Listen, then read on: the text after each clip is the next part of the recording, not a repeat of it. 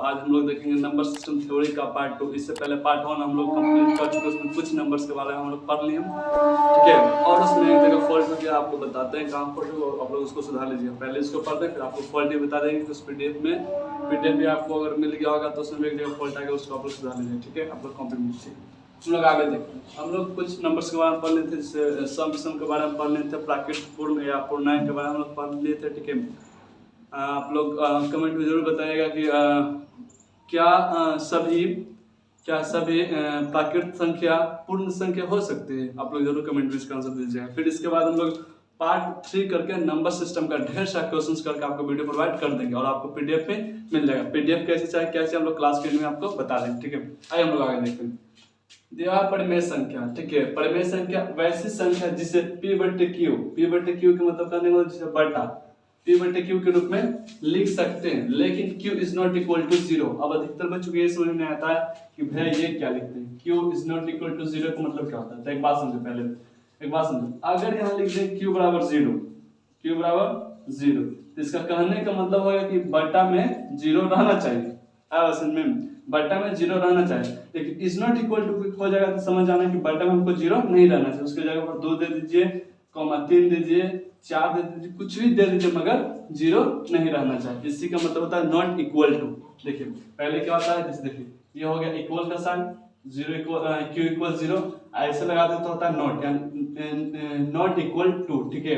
Not equal to यही बोला कि q is not equal to 0 या वैसी संख्या जिसका पूरा वर्गमूल या फिर घनमूल निकल सके, रैशनल नंबर कहलाता है। एग्जांपल 4 1/2 √64 22/7 86। अब आप लोग यहाँ कुछ बताते हैं। देखिए परिमेय संख्या उसको भी कहते हैं जिसका पूरा वर्गमूल निकल सकता है, जैसे √3 324। आप लोग बताइएगा 324 किसका वर्गमूल है, ठीक है। 324 हो जाएगा, √361 हो जाएगा, ये सब करके, ठीक है। √441 हो जाएगा, ये सब, यानी जिसका वर्गमूल निकालना संभव हो गया, क्या हो जाएगा आप लोग का परिमेय संख्या हो जाएगा, ठीक है। ये हो जाता है 18 का वर्गमूल, ये होता है 19 का वर्गमूल और ये होता है 21 का वर्गमूल, ठीक है। और देखिए जैसे यहाँ 4 कोई भी सिंपल नंबर है वो परिमेय संख्या होता है। आप बोलिएगा भैया कोई सिंपल नंबर परिमेय संख्या कैसे हो सकता है, देखो बताते हैं। कोई भी जब संख्या लिखते हैं ना तो नीचे में अपने मन से 1 लगा सकते हैं, उसके नीचे अपने मन से 1 लगा सकते हैं। और एक चीज बात ध्यान में रखिएगा, मैथ में अपने चीज से मतलब अपने मन से कब लगाते हैं, जब उसका मान में कोई परिवर्तन नहीं है। अब देखो 1 को 4 से भाग करेंगे तो कितना चला गया, 4 ही आ जाएगा, यानी फिर इसके मान में कोई परिवर्तन आएगा नहीं। तो यहाँ पर क्या कर सकते हैं, 1 को अपने मन से नीचे लगा सकते हैं। तो बटा में आ गया। आप लोगों को डेफिनेशन क्या बताएं, जो p/q के रूप में रहे, लेकिन q is not equal to 0, यानी q का मान 0 नहीं रहना चाहिए। आप लोग यहाँ देख सकते हैं 4 लिखल है और नीचे 1 लिखल है, 0 नहीं ना है। तो पहला तो ये बटा में हो गया, ये बात समझ गए कि बटा में, लेकिन फिर देखें 0 भी नहीं, यानी कौन सा संख्या हो जाएगा, परिमेय संख्या। जस्ट 1/2 भी लिख दिया। √64 ये देखिए 8 का वर्गमूल है, तो ये भी हो जाएगा।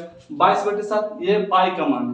एक चीज यहाँ याद रखिएगा, जो पाई होता है वो अपरिमेय संख्या होगा, लेकिन जो पाई का मान 22/7 या 22/7 या फिर एक और होता है पाई का मान 3.14257, वो भी एक परिमेय संख्या हो जाए।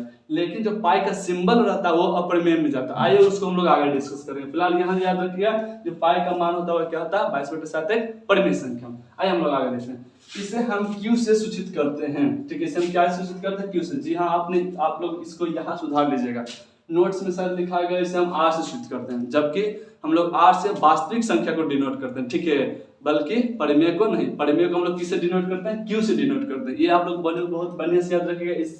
इस क्लास के बाद हम आपको एक ट्रिक बताएंगे जिससे आसानी से आप लोग इसको सोल्व कर पाइएगा, ठीक है। अब हम लोग आते हैं आगे।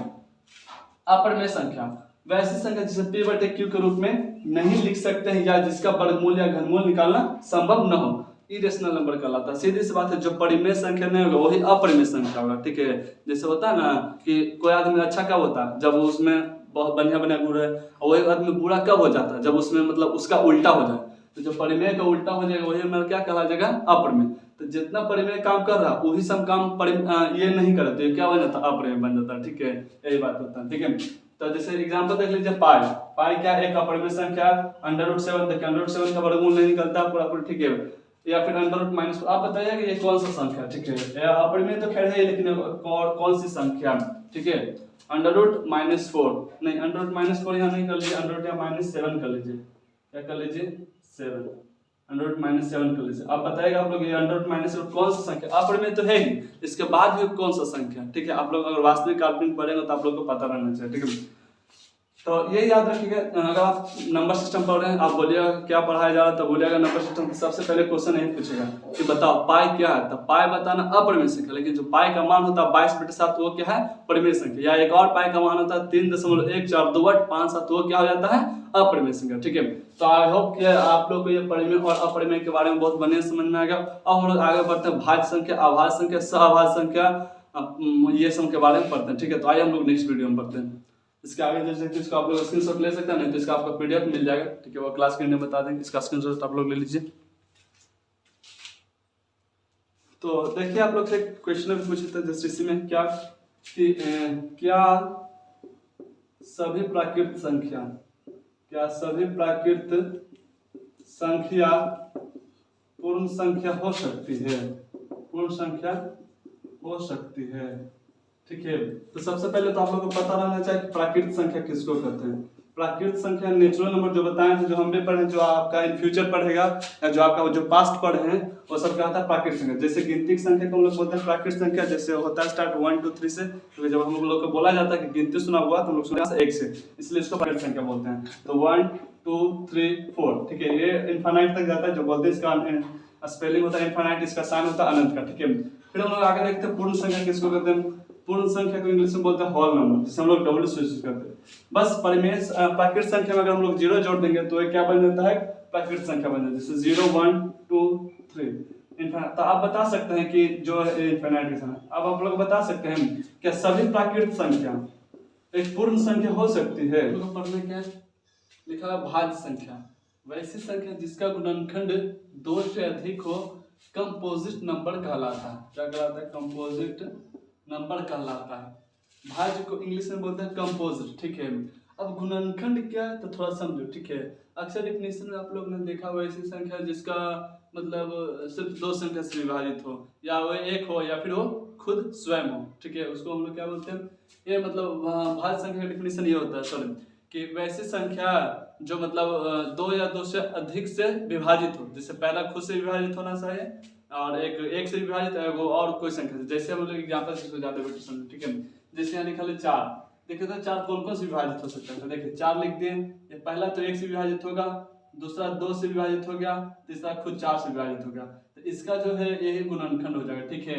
1 गुना 2, 2 गुना 4, 2 गुना 2 और फिर 4 गुना 1, ठीक है। यही क्या होता है इसका गुणनखंड। या ऐसे हम लोग समझ सकते हैं जो दो संख्या से अधिक से कटे, ठीक है, जो 2 संख्या से अधिक से कटे। जैसे देखिए 4 किससे कट सकता था, 1 से कटता, 1 2 से कटता, 1 खुद से कटता, यानी 4 से कटता। ये क्या होता है, भाज्य संख्या। जैसे ले लेते हैं 6, क्या लेते हैं 6, देखिए पहले 1 से कटा, 2 से कटा, 3 से कटा, फिर खुद 6 से कटा, तो इसका कितना से गया, 2 से अधिक हो गया। इसी को हम लोग बोलते हैं क्या, भाज्य संख्या। आप बोलिएगा 9, तो 9 भी देख लीजिए, 9 का भी आप लोग को बताते हैं, ठीक है। इसको देख लीजिए, 9 को भी आप लोग लिख देते हैं 9 लिखे, देखिए पहले 1 से, फिर 2 से नहीं कटेगा, 3 से, फिर 6 से, 7 से, 8 से, फिर खुद 9 से, कितना से 2 से अधिक से कट गया ना, तो इसको हम लोग क्या बोलते हैं, भाज्य संख्या। भाज्य संख्या इंग्लिश में क्या बोलते हैं, कंपोजिट नंबर, ठीक है। फिर उसके बाद आते हैं अभाज्य संख्या, वैसी संख्या जिसका गुणनखंड केवल और केवल 2 ही हो, प्राइम नंबर कहलाता है। अभाज्य संख्या को इंग्लिश में हम लोग बोलते हैं प्राइम नंबर, ठीक है। मतलब इसका कहने का मतलब है जिसका गुणनखंड केवल 2 ही हो, ठीक है। 2 से अधिक हो जाएगा तो हो जाएगा भाज्य संख्या, लेकिन जब 2 ही को रह जाएगा तो क्या हो जाएगा, अभाज्य संख्या। क्या हो जाएगा, अभाज्य संख्या। जैसे एग्जांपल में लेते हैं 2, क्या ले लेंगे 2, ये पहला तो खुद 1 से कटेगा और दूसरा खुद से कटेगा, और ये कोई बाहर से कटेगा नहीं, तो इसका गुणनखंड कितना रहेगा, 2 ही रह गया, तो ये क्या में चल जाएगा, भाज्य अभाज्य में चल जाएगा। जैसे ले लेते हैं 3, ठीक है, तो एक से कटेगा और खुद से कटेगा, तो ये क्या हो जाएगा, अभाज्य संख्या, ठीक है। क्या हो जाएगा, अभाज्य संख्या। आप लोग यहाँ एक याद रखिएगा, पूछेगा कि सबसे छोटी सम अभाज्य संख्या कौन सा होता है, सबसे छोटी सम अभाज्य संख्या। तो पहले तो हमको जाना है अभाज्य संख्या में, अभाज्य संख्या स्टार्ट कहाँ से होता है, तो 2 से स्टार्ट होता है, 1 से नहीं होता, 1 का कोई मतलब नहीं निकलता, ठीक है। तो 2 से स्टार्ट होता है, तो 2 जो एक सम संख्या भी है और एक अभाज्य संख्या भी है। तो क्वेश्चन ये पूछ सकता है कि बताइए सबसे छोटी सम अभाज्य संख्या कौन हो जाएगा, तो हो जाएगा हमारा 2, ठीक है। आप लोग इसको बढ़िया से याद रखिएगा जो बता रहे हैं, ठीक है। तो सबसे छोटी सम अभाज्य संख्या कौन हो जाएगा, 2 हो जाएगा, ठीक है। आप लोग ये देखें, ये आप पूछ सकते हैं, यहाँ पर बताया सबसे छोटी भाज्य संख्या कौन हो जाएगा, तो 4 हो जाएगा। ठीक है, सबसे छोटी भाज्य संख्या कौन हो जाएगा, 4। भाज्य संख्या 4 से स्टार्ट होता है और 4 का आधा कितना हो जाएगा, 2। तो भाज्य संख्या कहाँ से स्टार्ट हो जाएगा, 2 से। अक्सर बच्चों को यही समस्या आता है कि वहाँ पता नहीं लगता कि कौन सा नंबर कहाँ से स्टार्ट होता है। देखिए बताते हैं, भाज्य और भाज्य में अभाज्य जो रहता है, अभाज्य जो रहता है, मतलब सॉरी भाज्य जो 4 से स्टार्ट होगा, कितना से होगा, 4।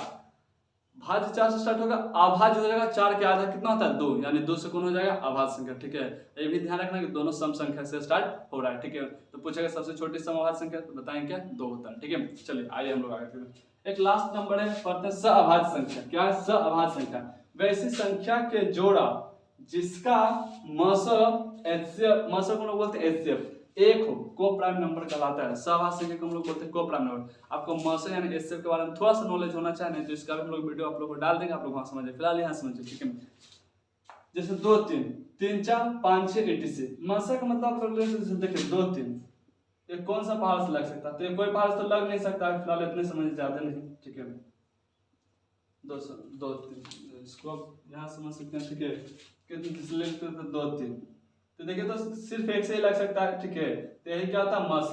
जिसे ले लेते हैं 3 4 3 4, इसको भी करिएगा तो एक से ही लगेगा, तो 3 4। ठीक है, अब बोल देंगे बताइए 4,8 4,8 बताया तो सहअभाज्य संख्या है कि नहीं, तो बोलिएगा भैया 4,8 है वो सहअभाज्य संख्या नहीं है, नहीं तो इसको लगा के देखिए, 2 से लगाया 2 दूनी 4 4 दूनी 8, फिर इसको 2 से लगाया 2 एकम 2 और ये 2 दूनी 4, तो इसका मान कितना आ गया, 4 आ गया, लेकिन 4 आ गया, तो इसलिए कौन हो जाएगा, यह अभाज्य संख्या सहअभाज्य संख्या नहीं होगा। ठीक है, सहअभाज्य संख्या आने के लिए इसका जो मासा कितना होना चाहिए था, 1। ठीक है, तो आप लोगों को समझ में आएगा। ठीक है, ठीक है, तो आप लोग को ये प्रॉपर नोट्स मिल जाएगा, अगर नहीं दिख रहा है तो इसमें आप लोग टेंशन मत लीजिएगा, एक नंबर आपको देते हैं उस पर व्हाट्सएप कीजिएगा, आप लोग को वहां से आप नोट्स सबका नंबर सिस्टम प्लस क्वेश्चंस का आपको मिल जाएगा। ठीक है, आप लोग नंबर नोट कर लिखिए 75 63 97 11 94, ये आप लोग इस पे मैसेज करिएगा। ठीक है, गोलोब्लॉक्स 91 से ऐसे करके आप फिर लिख दीजिए send me PDF number system, आप लोग के यहाँ से मिल जाएगा। और एक टेलीग्राम ग्रुप पे आप यहाँ से पहले इस पर मैसेज करिए, आपको यहाँ से डायरेक्ट टेलीग्राम पर जोड़ देंगे, वहाँ पर बहुत सारे बच्चे जुड़े हुए भी।